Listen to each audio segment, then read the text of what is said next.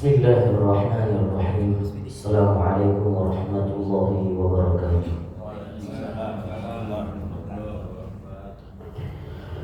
Alhamdulillahirabbil alamin. Allahumma shalli wa sallim wa barik ala sayyidina Muhammadin miftahi babi rahmatillah adada ma fi 'ilmillah salatan wa salaman daimaini bi dawami mulkillah wa ala alihi wa sahbihi wa mawala amma ba'd. Subhanaka la 'ilma lana illa ma 'allamtana innaka antal 'alimul hakim. Rabbi shrah li sadri wa yassir li amri wahlul 'uqdatam min lisani yafqahu qawli. Amma ba'd.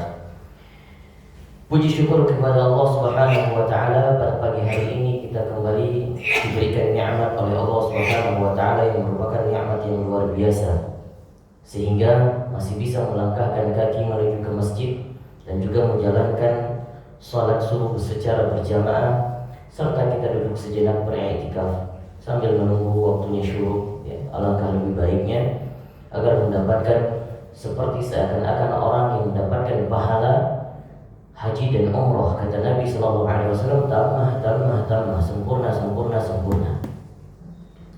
Salam dan salam kepada baginda Nabi Sallallahu Alaihi Wasallam, kepada para sahabatnya, kepada para tabi'in, para keluarganya, ulama mutaqaddimin dan ulama mutakhirin, serta ulama zaman yang dengan jasa-jasa mereka, alhamdulillah, informasi dari zaman Nabi Sallallahu Alaihi Wasallam yang bersumber kepada yang maha guru sehingga sampai kepada kita pada zaman ini. Jamaah muttaqin yang dimuliakan Allah Subhanahu wa taala. Pada pagi hari ini sejenak kita kaji tentang seorang tokoh yang mulia, sahabat baginda Nabi sallallahu alaihi wasallam yang bernama Abu Ayyub Al-Ansari. Abu Ayyub Al-Ansari radhiyallahu anhu. Tokoh kita ini sungguh sangat mulia dan merupakan orang yang sangat mencintai Nabi Sallallahu Alaihi Wasallam. Apapun yang ada pada diri Nabi sangat digemari dan sangat dicintai oleh Abu Ayyub dan istrinya. Abu Ayyub nama aslinya adalah Khalid bin Yazid dari suku An-Najjar atau disebut dengan Bani Najjar. Bani Najjar itu juga merupakan suku daripada ibunda Nabi Sallallahu Alaihi Wasallam. Sehingga kalau kita tahu sejarah daripada ibunda Nabi Sallallahu Alaihi Wasallam ketika masa kehamilannya sempat mengunjungi keluarganya menuju ke Madinah, sehingga wafat di Abwa, wilayah Abwa. Maka Abu Ayyub Al-Ansari, tokoh kita pada pagi hari ini, luar biasa. Orangnya, karakternya sangat lembut, sangat mulia. Apapun yang ada pada diri Nabi disenangi oleh Abu Ayyub Al-Ansari, sehingga nanti kita akan ceritakan sampai terjadi fitnah terhadap keluarga Nabi Sallallahu Alaihi Wasallam. Abu Ayyub orang yang pertama mengingkarinya, sehingga turun ayat Allah Subhanahu wa taala untuk mendukung statement Abu Ayyub Al-Ansari di dalam surah An-Nur ayat 12. Jemaah yang dimuliakan Allah Subhanahu wa taala, kita kenal Abu Ayyub Al-Ansari. Beberapa riwayat yang dinukil oleh para sejarawan, termasuk kitab yang lagi kita bedah ini, yaitu Suwar min Hayati Sahabah yang dinukil oleh Abdurrahman Ra'fat Al-Bashar. Di dalam kitabnya dinukil terkait dengan riwayat Abu Ayyub Al-Ansari ketika menerima kedatangan Nabi Sallallahu Alaihi Wasallam di kota Madinah. Setelah hijrah baginda Nabi Sallallahu Alaihi Wasallam, makanya dijuluki dengan Al-Ansari. Jadi kunyahnya Abu Ayyub, istrinya biasanya dipanggil Ummu Ayyub. Nama aslinya adalah Khalid bin Yazid. Suku Ansar, dari orang-orang Ansar, artinya yang menunggu kedatangan Nabi Sallallahu Alaihi Wasallam ketika di Madinah. Maka tatkala Nabi Sallallahu Alaihi Wasallam berhijrah ke Madinah, dan sebelum sampai di kota Madinah, Nabi Shallallahu Alaihi Wasallam sempat singgah, sempat transit di beberapa rumah di sekitar Masjid Quba, yang sehingga Nabi Shallallahu Alaihi Wasallam saat itu mendirikan masjid pertama, yaitu Masjid Quba. Transit di rumah seorang sahabi yang bernama Kulsum. Kemudian sekitar 7 bulan kurang lebih Nabi Shallallahu Alaihi Wasallam berada di situ.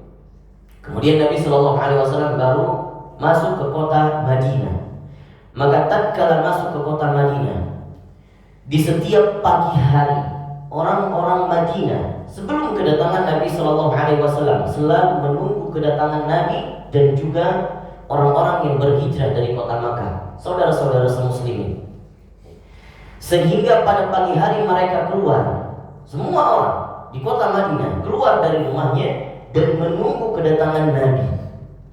Kalau seandainya nanti pagi hari sudah mulai kesiangan, matahari sudah mulai meninggi, sudah mulai panas, maka mereka masuk lagi ke rumahnya. Kalau seandainya di hari itu belum kelihatan Nabi Shallallahu Alaihi Wasallam dan orang-orang Muslim yang hijrah, maka berhari-hari demikian sampai tatkala hari di mana Nabi Shallallahu Alaihi Wasallam masuk ke kota Madinah, dan hari itu juga hari yang sama orang Muslimin kembali keluar rumah dan melihat kedatangan Nabi Shallallahu Alaihi Wasallam. Ternyata juga belum kelihatan, sehingga matahari sudah meninggi dan Nabi Shallallahu dan orang-orang Madinah saat itu kembali masuk ke rumahnya.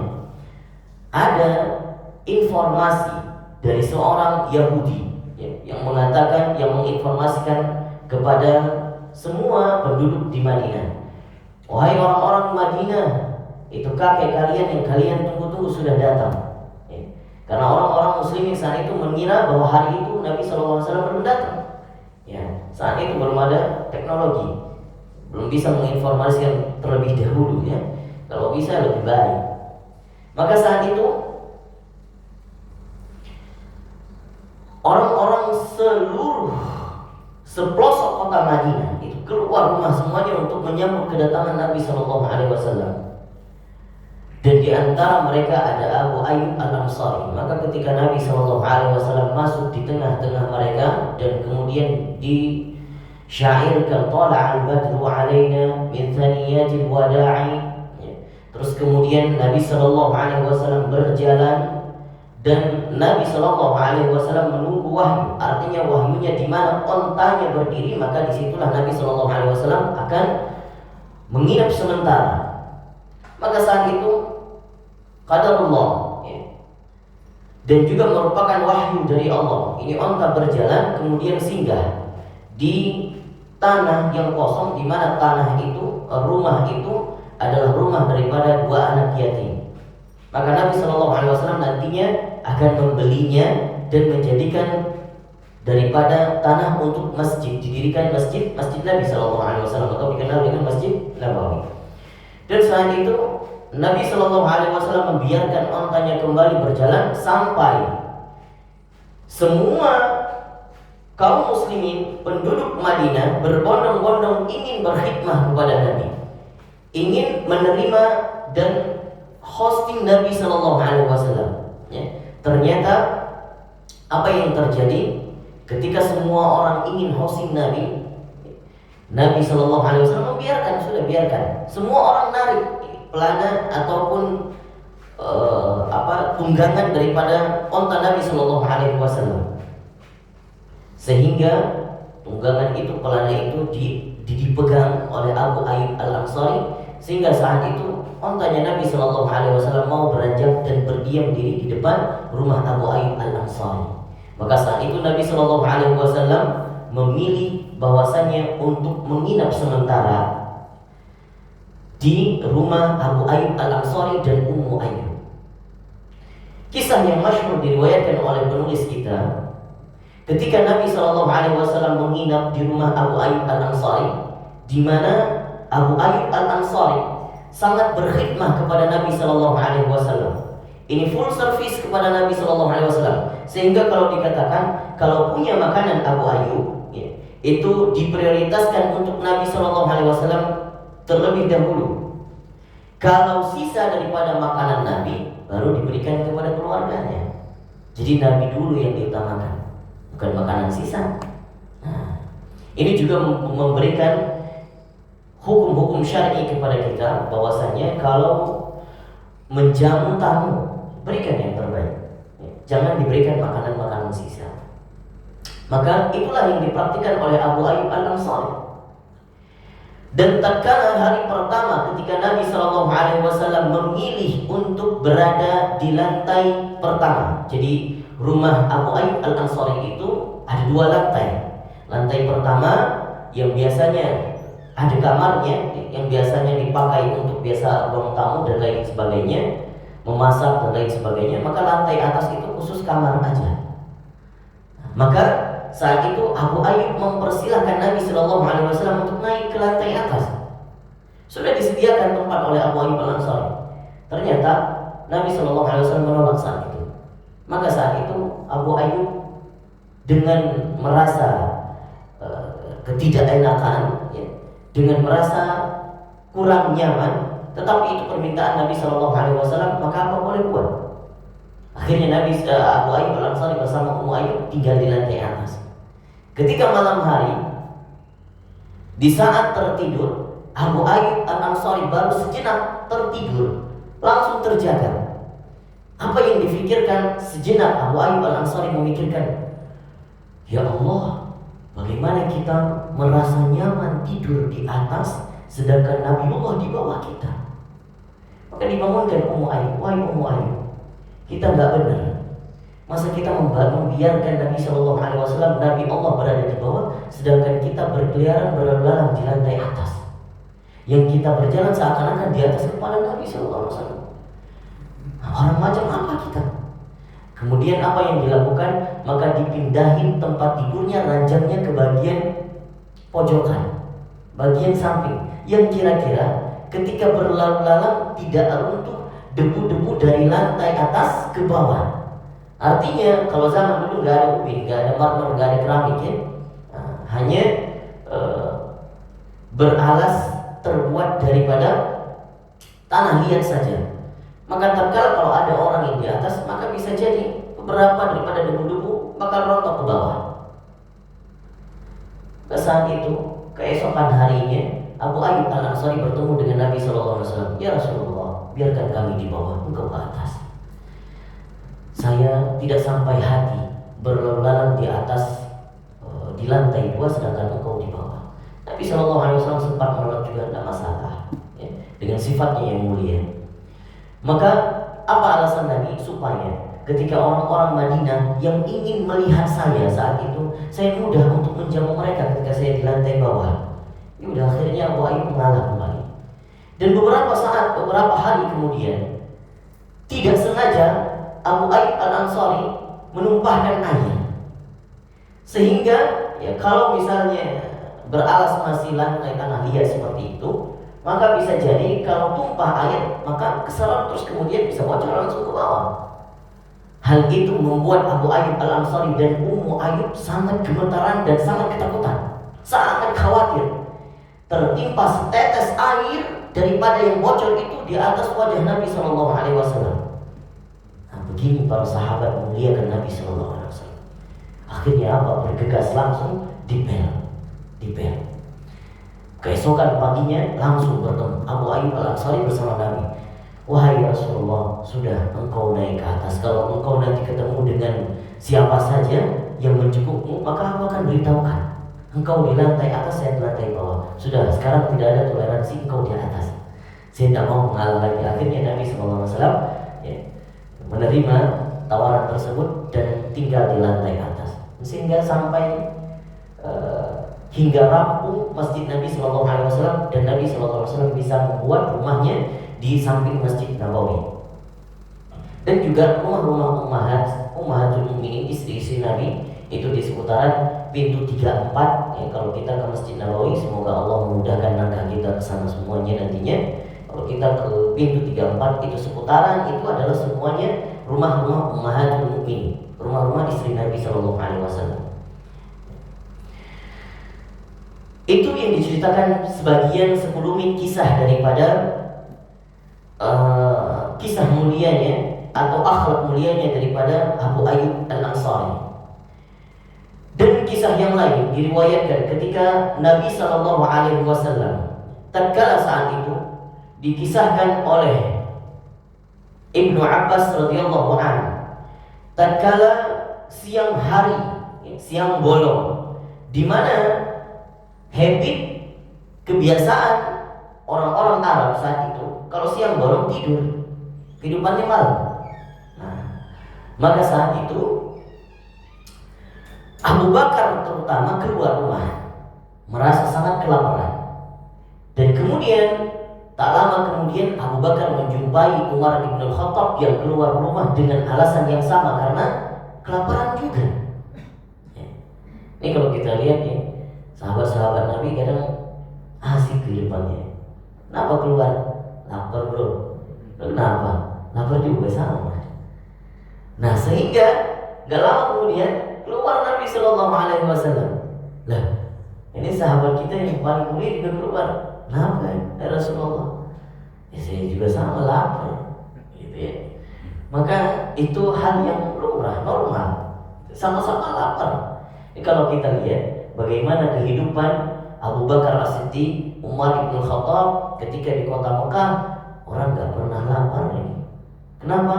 Karena orang yang paling kaya, orang kaya di kota Mekah. Sehingga ketika hijrah di kota Madinah sudah sama-sama merasa lapar dengan Nabi Sallallahu Alaihi Wasallam.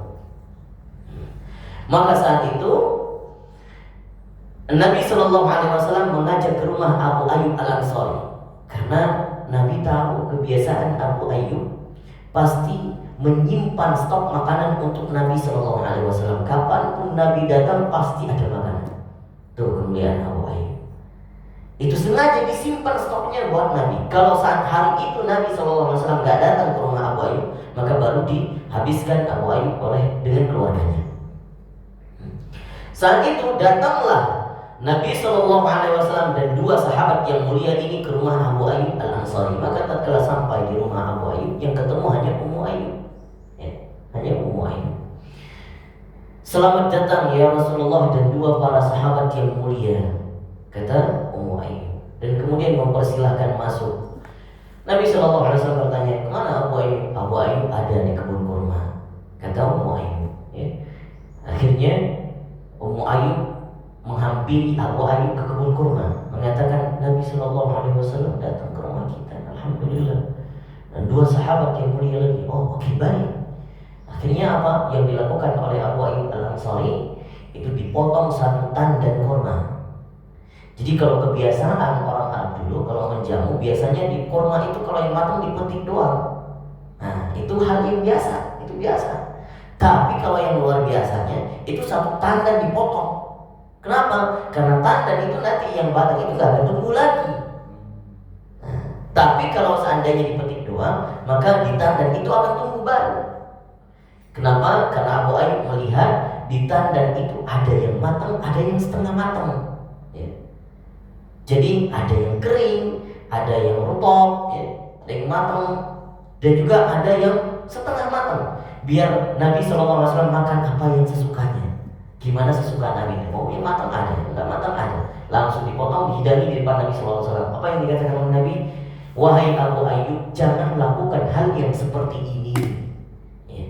Maksudnya apa? Bukan larangan secara syar'i, tapi larangan kalau seandainya udah cukup, saya cukup engkau petik beberapa saja, gak usah satu tandan yang seperti ini. Tapi ini menunjukkan ikramnya Abu Ayyub Al-Ansari kepada Nabi SAW luar biasa. Maka bukan hanya apa kata Abu Ayyub, ya Rasulullah, bukan hanya korma setandan ini aku hidangkan kepadamu, aku akan menyembelih kambing untuk makan siang pada hari ini. Apa kata Nabi SAW? Kalau engkau pun mau menyembelih, sembelihlah kambing yang masih kecil, yang masih belia, yang masih muda, supaya ya, biar yang tua-tua jangan disembelih, biar ada anaknya nanti lagi, gitu maksudnya. Nah, maka disembelihlah kambing tersebut, kemudian dihidangkan. Dan Abu Ayyub Al-Ansari mengatakan kepada Ummu Ayyub, wahai Ummu Ayyub, adonkan roti. Sesungguhnya engkau sebaik-baik orang, yang paling chef terbaik mengadonkan roti, kata Abu Ayyub. Ya. Terus kemudian masakkan ini kambing, ada yang dibakar, ada yang dikuahi sama Ummu Ayyub. Dihidangkan di depan Nabi SAW dan para sahabatnya. Maka tatkala hidangan itu diberikan kepada Nabi SAW, apa kata Nabi SAW? Wahai Abu Ayyub, wahai Abu Ayyub, hantarkan, ini sudah diletakkan korma beberapa, kemudian di dalam dalam roti, dibungkusin sedikit daripada marok, ya, kuah tersebut, kemudian suruh antar kepada anakku Fatimah. Wahai Abu Ayyub, antarkan kepada anakku Fatimah dan keluarganya. Sesungguhnya dia sudah beberapa hari tidak pernah masak di rumahnya. Ini kehidupan Nabi SAW. Kalau kita lihat, kita baca Syama'il Muhammadiyah, kehidupan Nabi SAW. Kalau kita sekarang enak, mau makan apa aja ada. Kalau Nabi dulu enggak. Bahkan dalam 1 bulan saja rumah Nabi SAW tidak pernah nyala apinya. Buat apa? Buat masak. Yang dimakan apa? Hanya kurma dan air putih. Kurma, air putih, kurma, air putih. Loh, kalau kita kurma terus, udah akhirnya besok sembelih. Nabi SAW luar biasa. Makan hanya sekedar kurma, dan itu tidak makan setiap waktu. Bahkan dikatakan di dalam riwayat Nabi SAW bahkan makan itu tidak pernah kenyang. Apalagi keluarga Nabi SAW.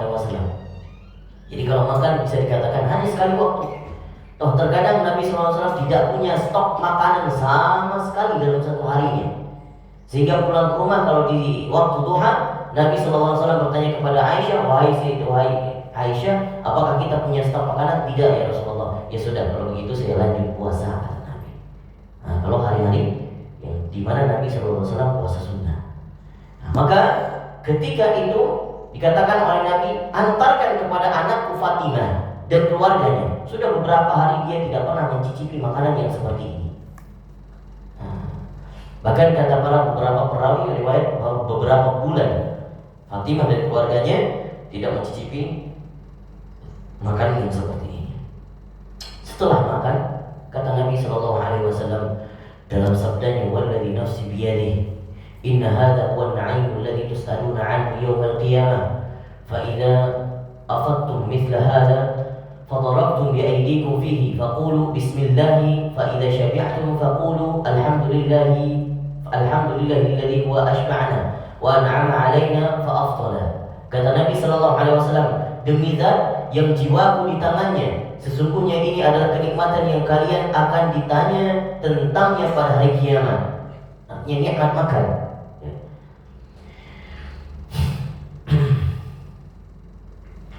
Jika nanti kalian mendapatkan hal yang seperti ini, lalu tangan kalian hendak menyantap makanan tersebut, maka ucapkanlah dengan nama Allah. Jika kalian sudah kenyang, maka ucapkanlah segala puji bagi Allah yang telah membuat kami kenyang dan memberikan nikmat kepada kami dengan melimpah. Ini doa yang diajarkan oleh Nabi SAW. Ini minimal doanya, Bismillah dan Alhamdulillah. Tetapi di riwayat yang lain, Nabi SAW mengajarkan seperti doa yang sering kita ucapkan, doa makan, Allahumma barik lana fima razaqtana wa qina adzabannar. Dan kemudian riwayat yang lain ketika setelah makan diajarkan, Alhamdulillahilladzi at'amana wa saqana wa ja'alna minal muslimina ahliha. Ada riwayat yang lebih valid lagi, dikatakan bahwasanya alhamdulillah diajarkan oleh Nabi, Alhamdulillahilladzi at'amana min ghairi wasakan wa kasana min ghairi haulin wala quwwah. Ini katanya barang siapa yang membaca ini keseringan setelah makan, itu dijaga tubuhnya dari api neraka. Alhamdulillahilladzi at'amana wa kasana min ghairi haulin wala quwwah.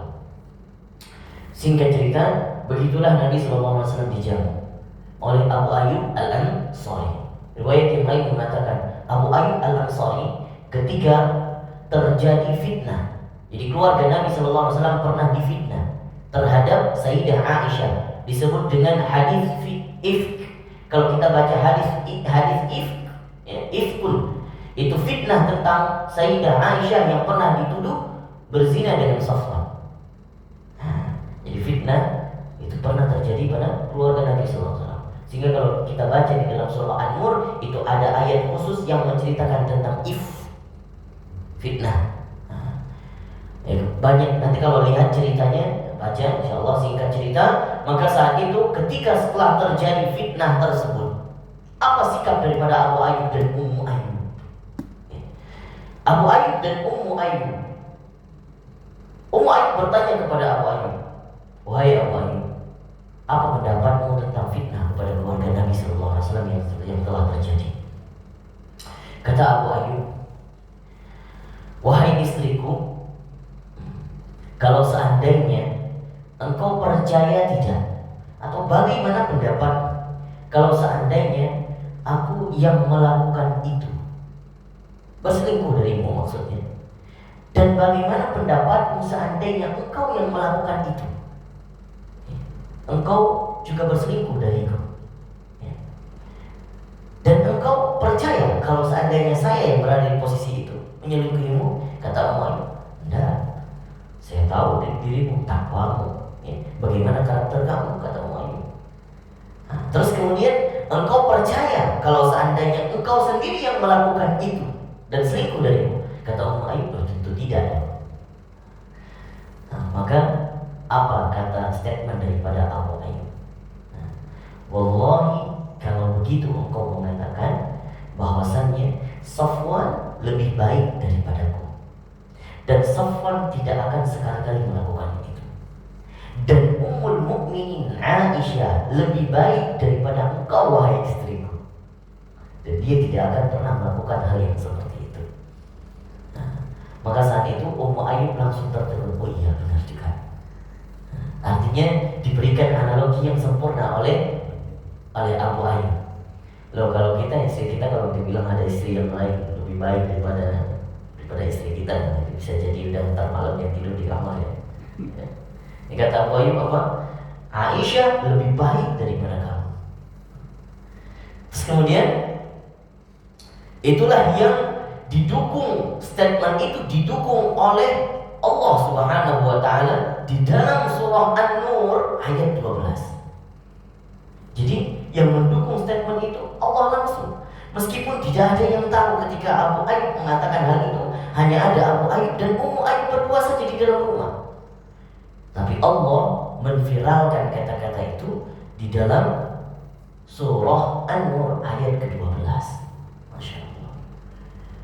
Dan akhirnya Abu Ayyub Al-Ansari di dalam keteguhannya juga di dalam menuntut ilmu luar biasa, di dalam menuntut ilmu luar biasa, sehingga pernah diriwayatkan bahwasanya Abu Ayyub Al-Ansari pernah pergi dari kota Hijaz menuju ke kota Mesir hanya ingin memastikan satu hadis. Hadis ini pernah didengar oleh Abu Ayyub Al-Ansari langsung, dengan sahabatnya Uqbah. Dengan sahabatnya Uqbah. Uqbah saat itu memerintah jadi gubernur Mesir. Maka berdua ini, Uqbah dan Abu Ayyub, hanya berdua saja saat itu, dan sahabat-sahabat yang lain sudah banyak yang wafat. Mendengar daripada riwayat satu hadis, man satara muslim wa man satara musliman satarallahu lahu yaumal qiyamah. Hadis tentang ini, cuma hanya ingin memastikan ini hadis bagaimana tingkat validitasnya, kuat atau tidak. Maka melakukan perjalanan dari kota Makkah sampai ke Mesir. Sampai di Mesir, bertanya kepada pengawal, mana gubernurmu? Ada, dijumpakan dengan Uqbah dan ketemu dengan Uqbah. Apa kata Abu Ayyub? Wahai Uqbah, hanya kita berdua saat itu yang mendengar hadis ini. Saya datang ke sini gunanya hanya satu tujuan, untuk memastikan hadis itu. Kata Uqbah, saya tahu apa yang kau maksud. Hadis tentang man satara musliman satara Allah. Iya betul. Maka bagaimana pendapat diriwayatkan oleh Uqbah dan dibacakan. Hanya mungkin dalam seketika Abu Ayyub sempat mungkin hanya ragu beberapa kata. Misal, apakah saat itu Nabi membacakan, meredaksikan, meriwayatkan wa man satara mu'minan atau wa man satara musliman? Hanya memastikan musliman atau mukminan. Datang ke Mesir, pasti ini itu doang. Dan perjalanan dulu enggak mudah, Maka datang ke sana memastikan, oh ya benar, ternyata man satara musliman sesuai dengan apa yang saya riwayatkan. Akhirnya pulang kembali dan meriwayatkan hadis-hadis itu kepada salah satu muridnya namanya Atha. Atha ini nanti akan menjadi perawi hadis dan merupakan guru daripada Malik bin Anas, atau disebut dengan yang kita kenal dengan mazhab Maliki. Jadi Imam Malik dulu banyak meriwayatkan hadis di kota Madinah. Maka begitulah keteguhan Abu Ayyub Al-Ansari dalam menuntut ilmu. Maka riwayat yang lain mengatakan akhir daripada hayat kehidupan Abu Ayyub Al-Ansari itu di dalam perperangan. Kalau kita bacakan Abu Ayyub Al-Ansari bagaimana aksi-aksi heroiknya di dalam peperangan, itu luar biasa. Dan dikatakan bahwasanya tidak pernah satu perperangan dilewati oleh Abu Ayyub Al-Ansari, mulai daripada masa Rasulullah SAW hingga akhir hayatnya, kecuali dia sibuk dengan peperangan yang lain. Berarti kalau ada peperangan yang sama, kalau nggak ada peperangan A berarti perang B, selalu ada di dalam perperangan. Itu Abu Ayyub Al-Ansari. Jadi tidak hanya soleh ketika di masjid saja waktu lapang, tapi soleh di medan perang. Dan Abu Ayyub Al-Ansari akhir hayatnya ketika perang di masa Muawiyah. Saat itu sudah menjabat anaknya Muawiyah, Yazid bin Muawiyah. Artinya beberapa masa peperangan di masa Rasulullah sudah melewati, peperangan masa Abu Bakar sudah dilewati, peperangan pada masa Umar sudah dilewati, Utsman sudah dilewati, Ali sudah dilewati, Muawiyah sudah dilewati, sampai kepada anaknya Yazid bin Muawiyah. Maka ketika Yazid bin Muawiyah, saat itu Abu Ayyub sudah berumur 80 tahun, sudah tua, masih juga terjun di medan perang. Nah, akhirnya apa? Abu Ayyub hanya mengingat satu hadis, dan itu yang ingin dikejar oleh Abu Ayyub. Itu cita-cita terakhirnya. Apa kata Nabi SAW? Nabi pernah mengatakan, sebaik-baik prajurit adalah prajurit yang bisa menaklukkan Konstantinopel. Di mana? Di Turki, ya, bangsa Romawi yang ada di Turki. Dan sebaik-baik pemimpin adalah pemimpinnya. Artinya komando terbaik, komando yang bisa memimpin peperangan, menaklukkan benteng Konstantinopel. Itu benteng nggak terkalahkan dari dulu, tebal sekali, ya, bahkan 3 lapis baja yang luar biasa, tidak tertaklukkan. Pada saat itu umat muslimin dikomandoi oleh Yazid bin Muawiyah berangkat menuju ke kota Konstantin. Tapi sebelum itu Abu Ayyub sudah mulai sakit-sakit, bahkan tidak sampai terjun ke medan perang saat itu. Maka kata Yazid bin Muawiyah mendatanginya, menjenguk ketika sakit, ya, perjalanan menuju ke Konstantin. Dikatakan kepada Abu Ayyub, wahai Abu Ayyub, apa keperluanmu? Apakah ada keperluanmu? Maka kata Abu Ayyub, wahai Yazid, saya hanya punya satu wasiat. Nantinya masuklah ke bumi musuh sejauh mungkin, dan sampai mentok kalian bisa masuk ke situ, ya, kuburkan aku, jasadku di bawah. Jadi Abu Ayyub pengen dikuburkan jasadnya di bawah benteng Konstantin. Dan akhirnya tercapai. Ketika kaum muslimin mencoba menaklukkan Konstantinopel tapi tidak sanggup, ya, gagal saat itu. Percobaan yang luar biasa, namun Allah belum menakdirkan pasukan Yazid bin Muawiyah bisa menaklukkan Konstantinopel. Akhirnya salah satu jasad yang mulia yang dikebumikan di bawah benteng Konstantinopel yaitu jasad Abu Ayyub Al-Ansari. Maka kalau kita lihat makam Abu Ayyub Al-Ansari di mana sekarang, tidak ada bekasnya, tidak tahu di mana. Yang jelas di wilayah Turki,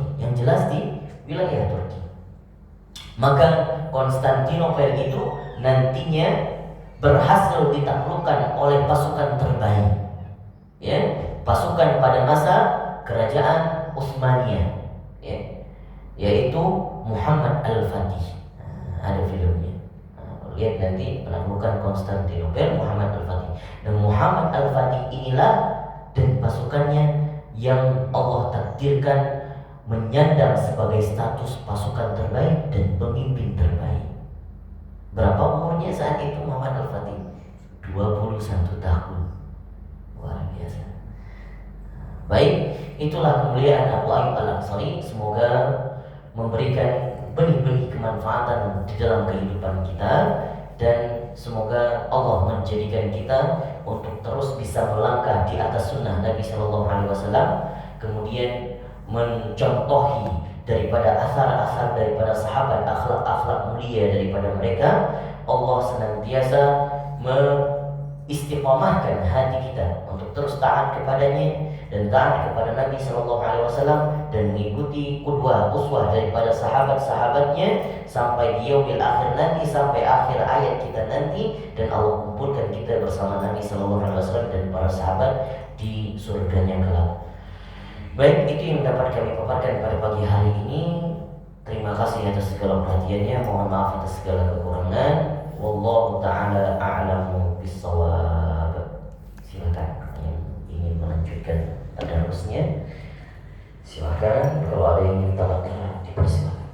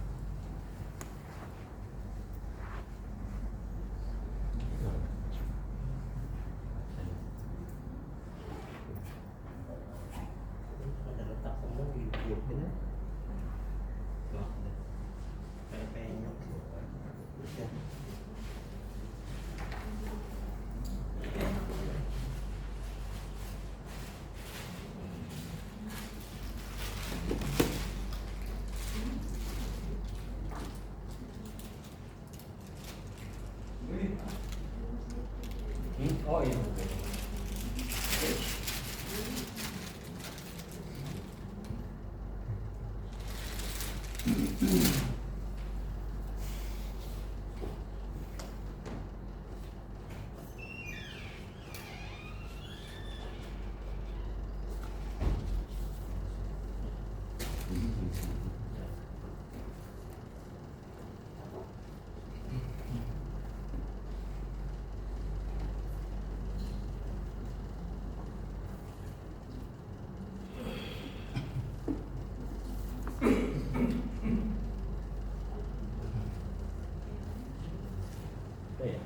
Ada, sudah. Oh iya. Sembilan, bisa 92.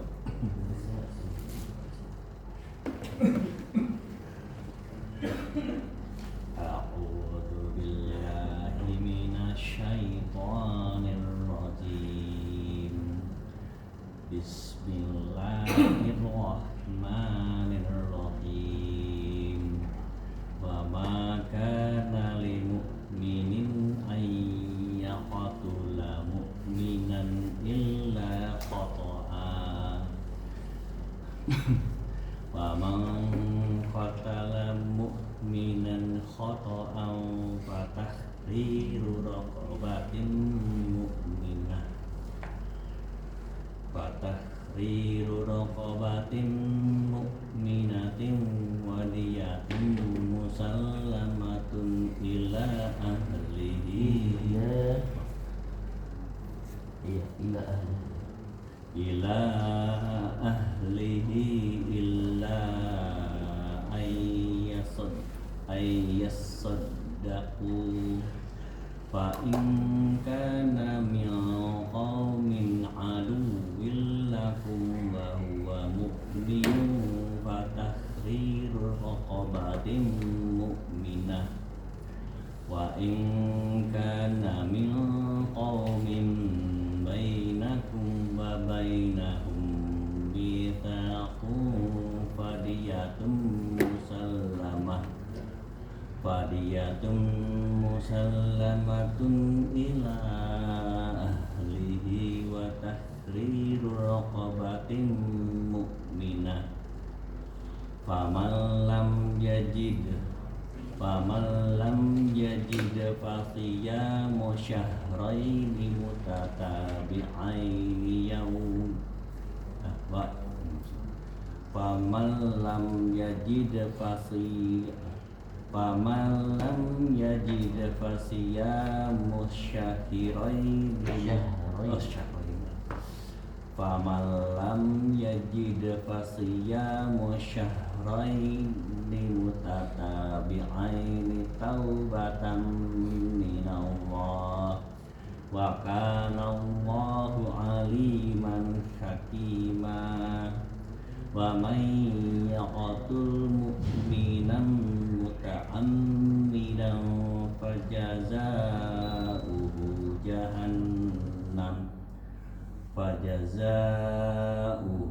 jahannam khalidan fiha wa ghadiballahu alaihi wa la'anahu wa a'adda lahu adzaban azima. Ya ayyuhalladzina amanu idza darabatum fi sabilillahi fatabayyanu wa la taqulu liman alqa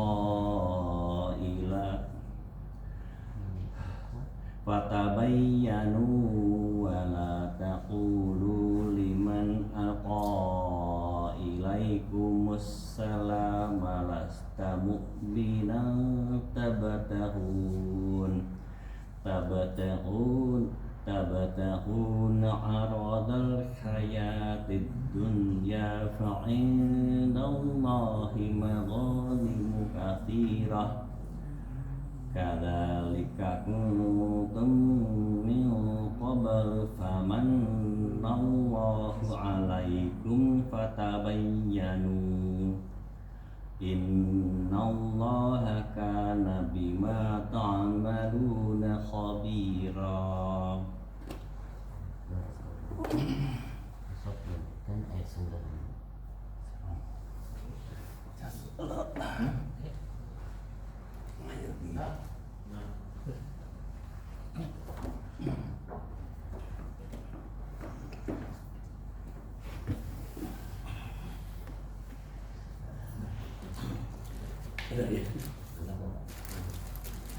Diganti masih dalam.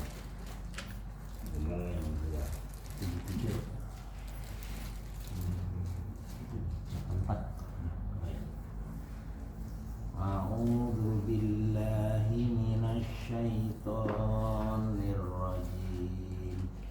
Bismillahirrahmanirrahim. Qul amanna billahi wa ma unzila alaina wa ma unzila ala Ibrahim wa ma unzila ala Ibrahim wa Ismail wa Ishaq wa Yaqub wal asbab wa Yaqub wal asbati wa ma utiya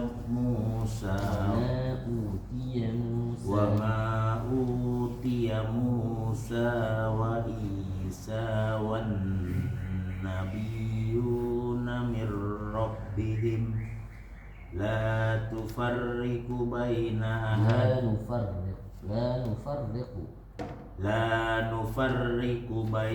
ahadim minhum wa nahnu lahu muslimun. Wa may yabtaghi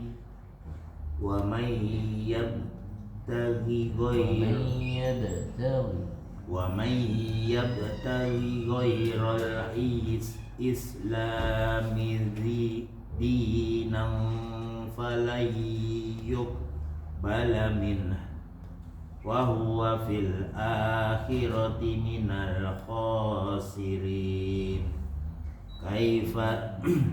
Kaifa yahdillahu qauman kafaru ba'da imanihim wa syahidu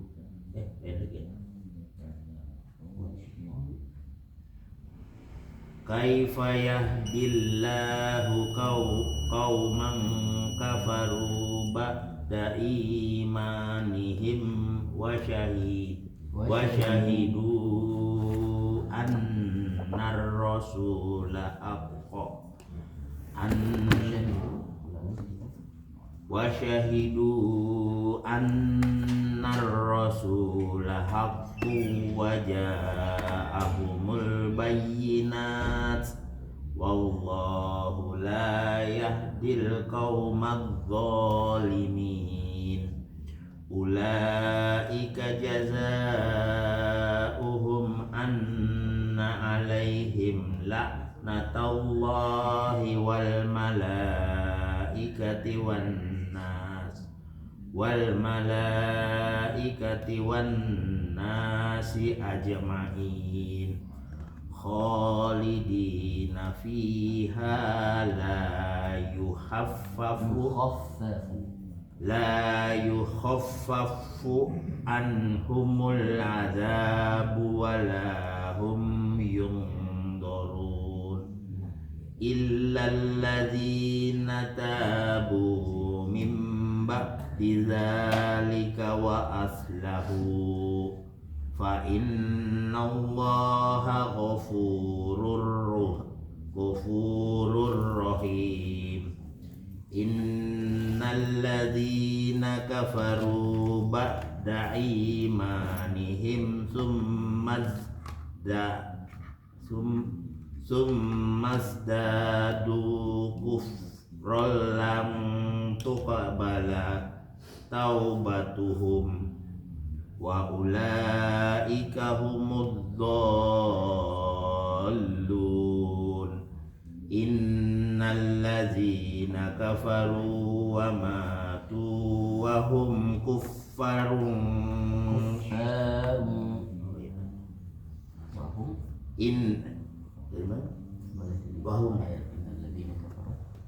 innal ladzina kafaru wa matu wa hum kuffarun falan yuqbala min ahadihim mil'ul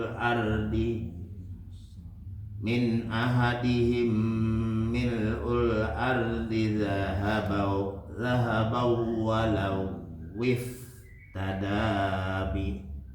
tadabi ulaika lahum azabun alimun wa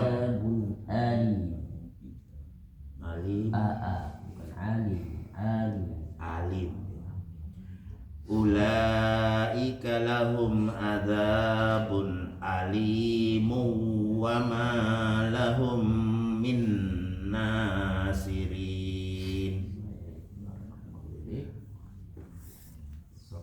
Ayat 92 Masya Allah masuk ke juz 4.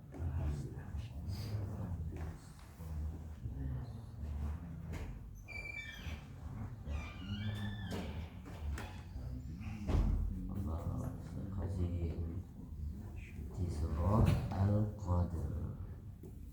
أعوذ بالله من الشيطان الرجيم بسم الله الرحمن الرحيم إنا أنزلناه في ليلة القدر Inna anzalnahu fi إنا أنزلناه في ليلة القدر وما أدراك bukan وما أدراك ما ليلة القدر ليلة القدر خير من ألف شهر ألف شهر ليلة القدر خير من ألف شهر تنزل الملائكة والروح فيها بإذن ربهم من كل أمر تنزل الملائكة والروح فيها بإذن ربهم من كل أمر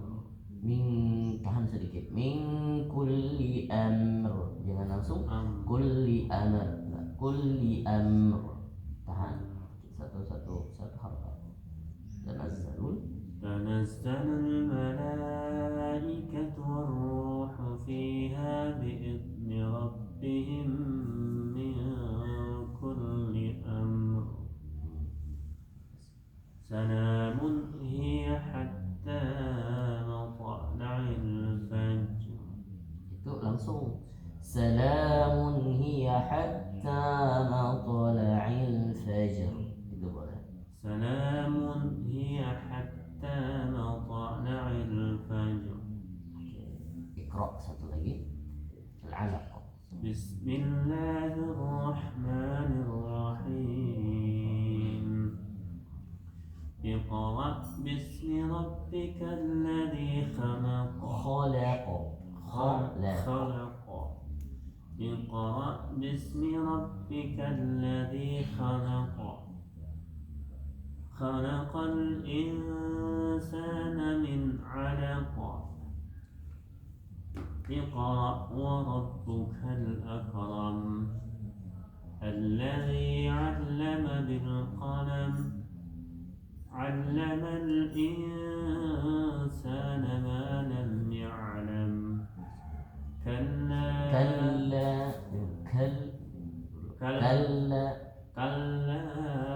إن الإنسان ليطغى أن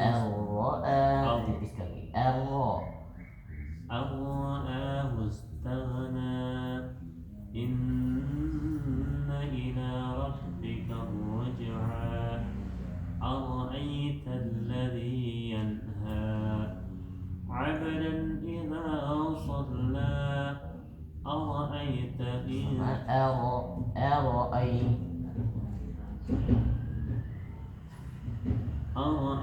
الذي ينهى عبدا إذا صلى. أرأيت إن كان على الهدى أو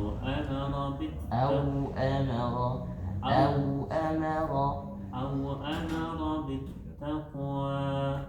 أرأيت إن كذب وتولى.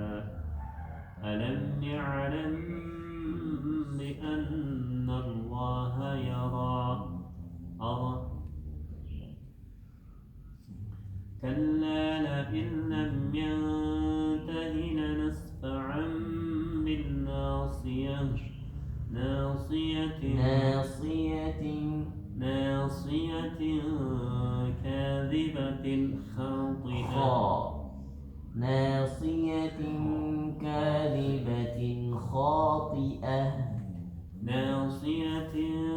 كاذبة خاطئة. فليدع ناديه. سندع الزبانية. كلا لا تطعه واسجد واقترب. Azim, kurang-kurangi kali ini. Biasa aja.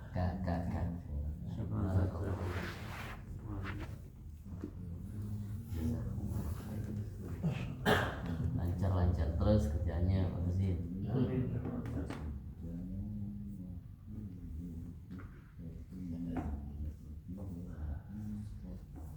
Surah An-Nisa ayat 38.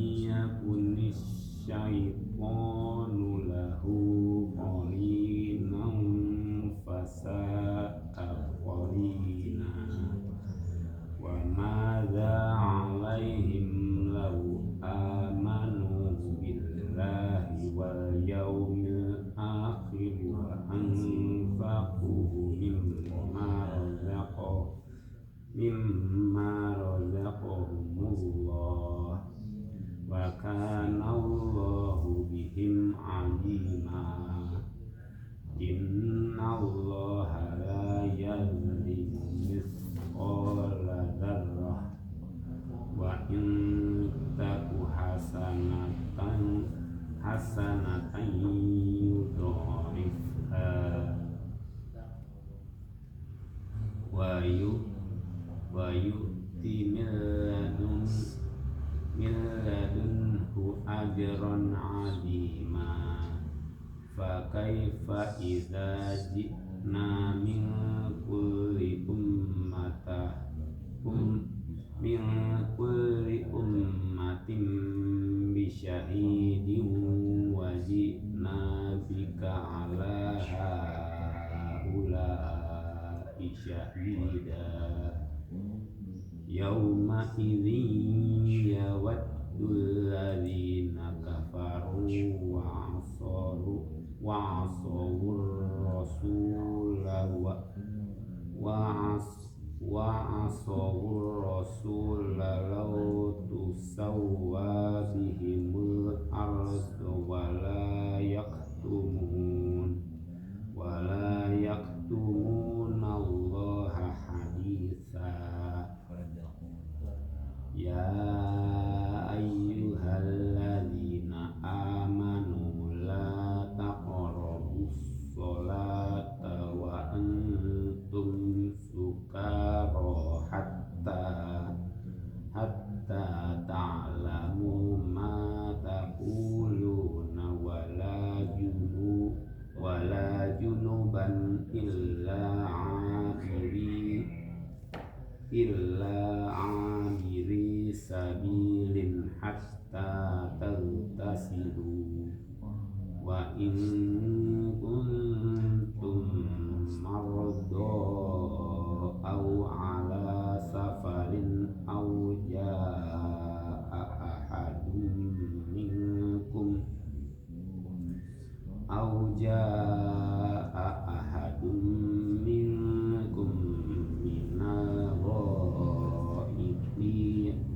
minal ghaibi aw mastumun nisaa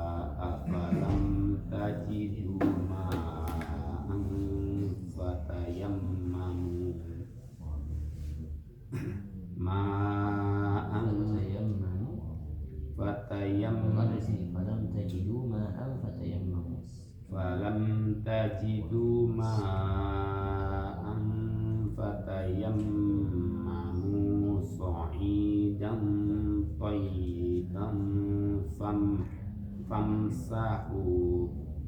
famsahu biwujuhikum wa aydikum. Innallaha kana afuwan ghafura. Alam taro ilal ladina utu nasiban minal kitabi yashtaruna dolalata wa yuriduna an tadillus sabil.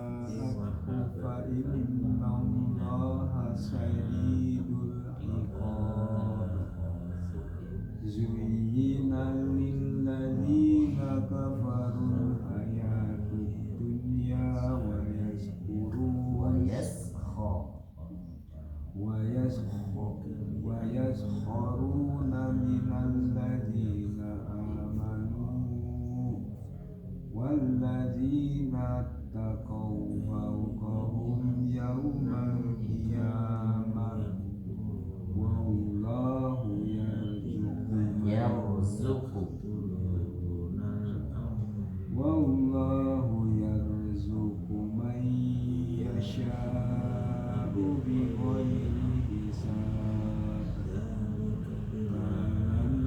Nasu ummatan wahidah fab'atsallahu an-nabiyyina mubashshirina wa munzirin wa anzala ma'ahumul kitaba bil haqqi liyahkuma bainan nasi bima ikhtalafu fihi wa makhtalafa fihi illa alladhina utul min ba'di ma ja'atuhumul bayyinat.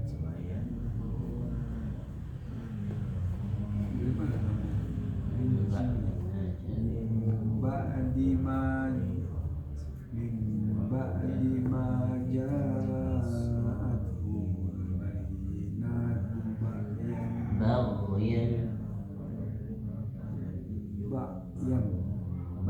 Baghyan baghyan bainahum wa hadallahu alladhina amanu lima ikhtalafu fihi minal haqqi bi'idhnihi wallahu yahdi man yasha'u ila siratin mustaqim. Am hasibtum an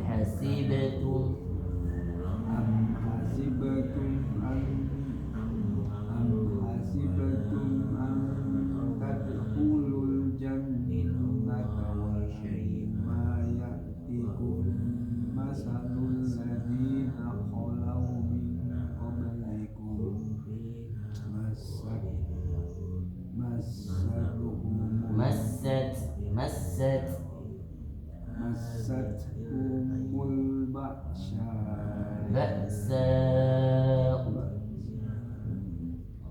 massatkumul ba'sa'u wad-dharra'u wa zulzilu hatta yaqula ar-rasulu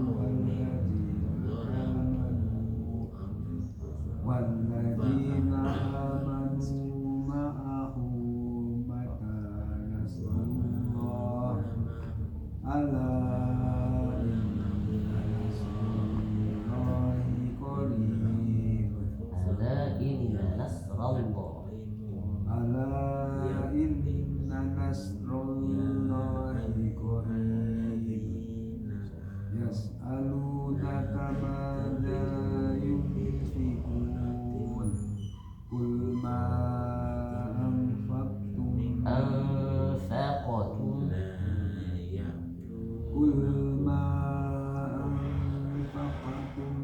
min khairin falil walidaini wal aqrabin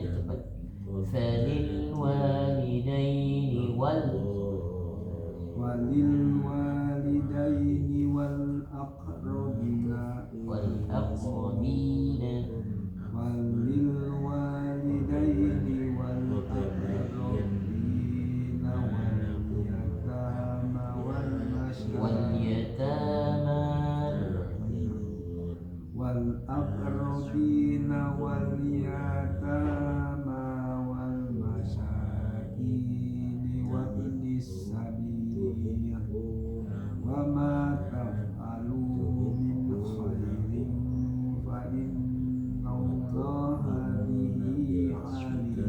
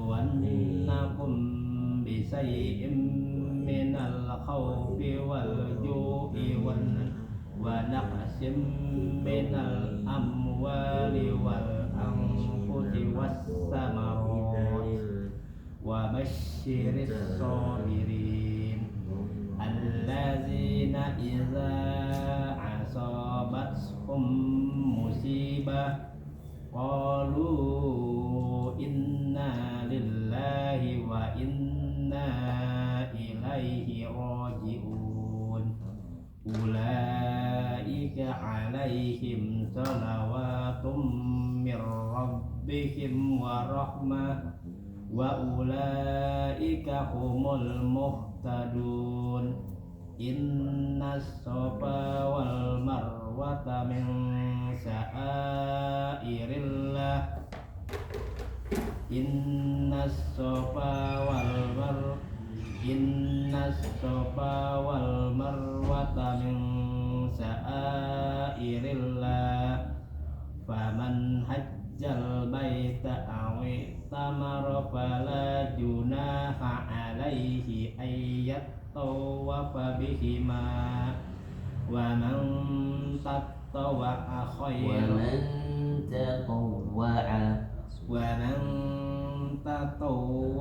خيرا فإن الله شاكر عليم إن الذين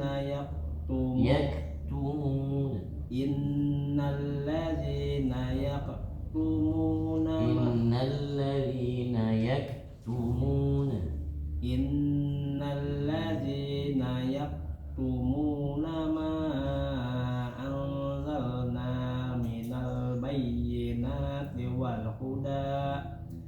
من البينات والهدى من بعد ما بيناه للناس في الكتاب أولئك يلعنهم الله أولئك يلعنهم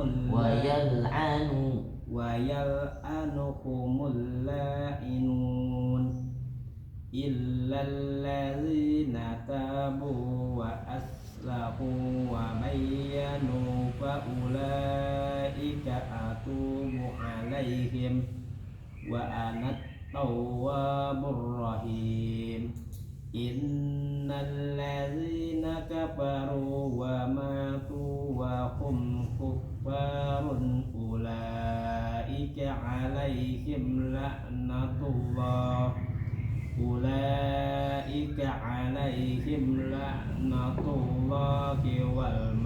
والملائكة والناس أجمعين خالدين فيها لا يخفف عنهم العذاب ولا هم ينظرون وإلهكم إله واحد لا إله إلا هو الرحمن الرحيم صدق الله العظيم. Barakallahu fikum. Jazakumullahu ahsanal jazaa. Kita tutup dengan membacakan doa kafaratul majlis. Subhanakallahumma wa bihamdika asyhadu an la ilaha illa anta astaghfiruka wa atubu ilaik. Billahi taufiq wal ridha wal inayah. Assalamualaikum warahmatullahi wabarakatuh. Waalaikumsalam warahmatullahi wabarakatuh.